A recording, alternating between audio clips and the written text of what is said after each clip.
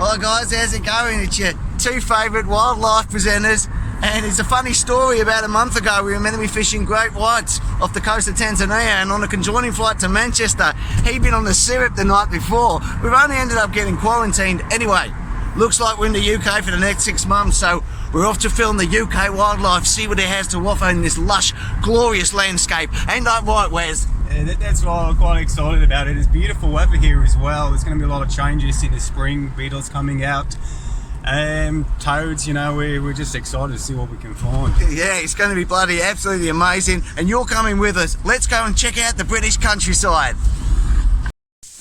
What type of boots is it you're wearing, mate? I can see the boots you're looking to wear here, mate. They're looking like real goers. What's the story? Well, they're waterproof boots. They're really good for off-track sort of exploring. They're quite nimble. You're good with them on your feet. You can get a heavy boot. Well, there they are. As you can see, they're well worn, quite dirty at the moment. Now, myself, I'm going for a pair of Steelies. Now, great thing about Steelies, as we call them in Oz, if you get any rocks or logs landing on your feet, you should be all right. Now, these are Dunlop Steelies. I don't know if you know the story of Joey Dunlop. Fascinating story. Google it. Come on, let's go, mate. No time to waste. Let's get on it. Right, so we've just arrived in what looks like the first national park we could find, our first taste of the British countryside. What do you think, John? It just looks absolutely beautiful, and such a beautiful day as well. So let's get out there and let's see what this British wildlife has to offer, mate. Right, let's find some creepy crawlies. Yeah, mate, I think I found something over here. Now, what I've found is what appears to be some sort of layer. There appears to be some bags. I'd imagine it's dog. In fact, I don't think it's up to much, mate, to be honest. It looked like a layer of something, but it's just full of dog shit. Absolutely beautiful, mate. Just look at it all. Absolutely glorious. What type of trees do you think they are, mate? It looks like birch, some type of birch, or silver birch, I don't quite know. But they say in forests like this, the silver birch is always the first tree to populate the forest. Then comes your red birches, your oaks. But it's all completely different to where we're from. No, it truly is a departure for us. Where we're from, you got your big red oaks, you got your Nguga Zen tree, you got all types of, you know, deciduous trees. Boab tree. The what tree? Boab tree. The Boab tree, of course. How could you forget the Boab, the mighty Boab? Aboriginal people used to think it was sacred. Well, they still do. We do think it's sacred, and I'm sure the English have sacred trees as well, the mighty oak. Well, I've heard that the elder is a very sacred tree. In fact, the order of the elders goes back way far, and maybe we can cover that later in the series. Okay, now we've just seen something absolutely crazy, which we've never seen before. John's getting a close-up picture, and then I'm going to try and get him with the camera, get a little bit closer to this beauty. I've never seen anything like it. It's like a fly. It's a butterfly. We know that much, but you...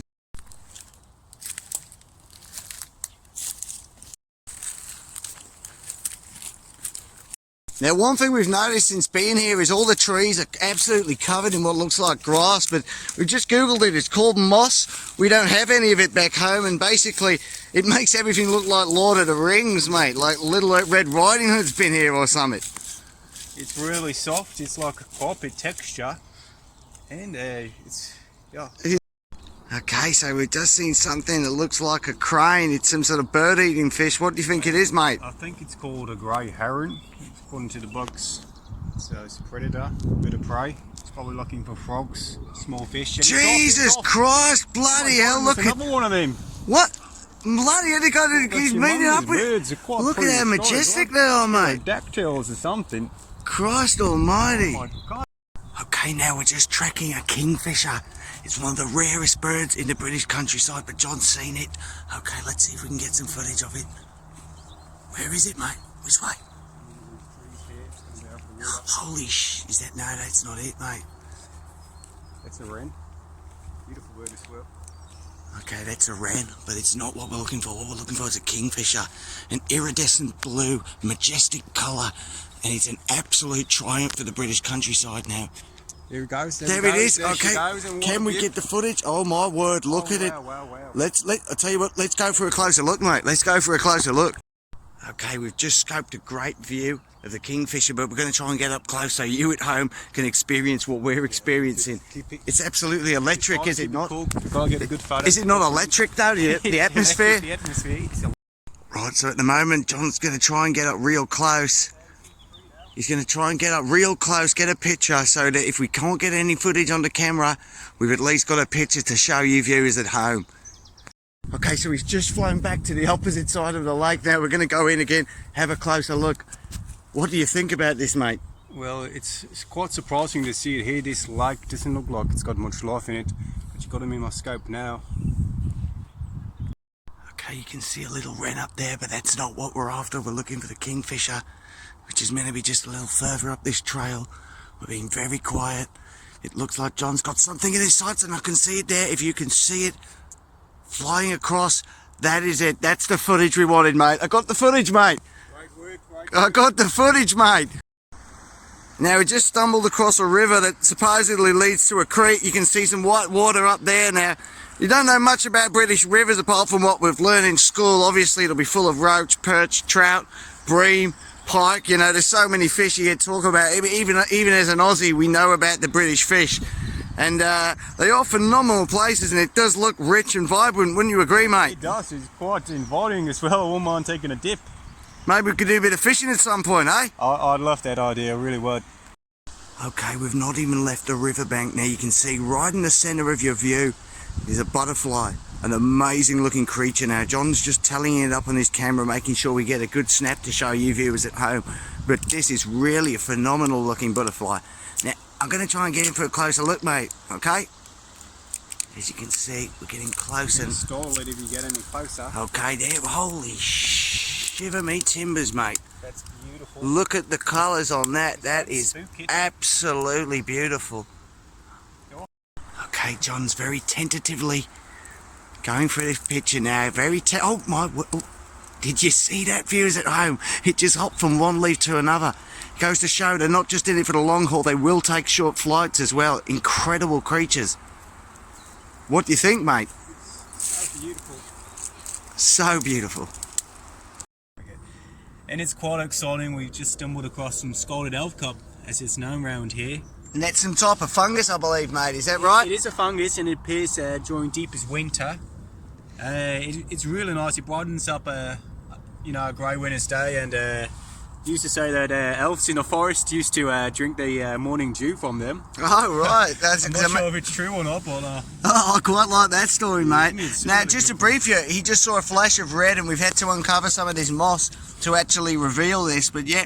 And what did it call again, mate? Sorry? Scalded elf cup.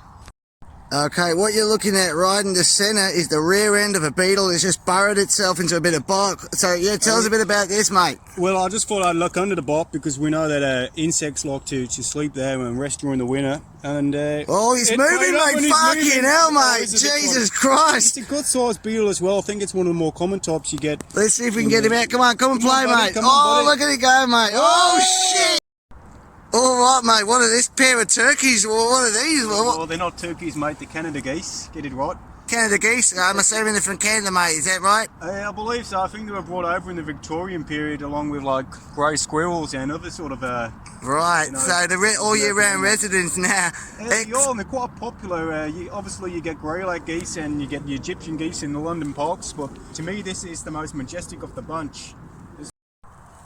Okay, we're keeping very quiet because we've just seen a pheasant. Now, a pheasant traditionally hunted by the aristocracy of Britain, is that right? Quintessentially British bird. Most quintessentially British bird. Now, can you see it in the undergrowth? Away. You can see it right in the centre of the screen now. It's not a great shot. We're going to try and get closer. Well, I'll snap it on my camera and we can show you guys at home. home. You can see the movement there. If you imagine the film Predator where you just look into the bush and you can see that sort of shape wobbling in the distance, you can... Okay, I think it's gone behind a tree, mate. What we're looking at here is one of the sacred trees I was telling you about. This is an elder tree. In the olden days, you used this for all of your building materials. You'd use this here to make a spear. You could use it to make a fence. If you get something like this, can we see how straight this is? You'd use that as an arrow. That's really straight. Very important tree to our ancestors. Very important. We cannot underestimate this tree. Gave us everything.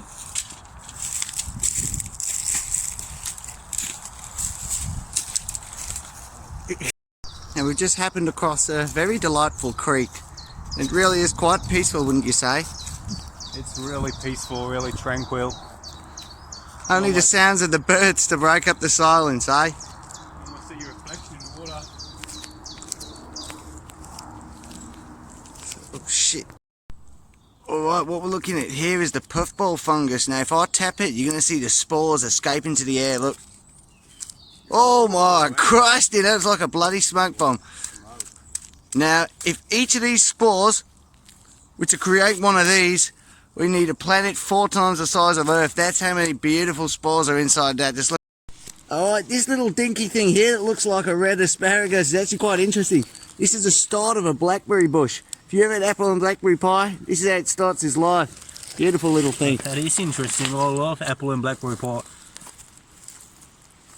Well, we've ended up coming the wrong way, so we're going to have to go over the white water, right over a fallen tree now. You can see how dangerous this is. It's bloody mental. If you fall into the water, you're dead. Fall into the water, you are one dodo, mate. And there he goes. Interesting technique. Well, he started trying to shim across. Now he's gone for the all four, the cat sort of stroke. Cool. As the sun sets, this is the end of our first day's exploring. We've had a wonderful time. Some great creatures that we've seen. We've seen It's been fantastic. The British wildlife has really blown us away. We've seen kingfishers, we've seen beetles, we've seen herons, we've seen Canada geese, I believe they were, small mate. tortoiseshell butterflies. Okay, and who knows what tomorrow's got in store. We hope you enjoyed it and stay tuned for more British wildlife.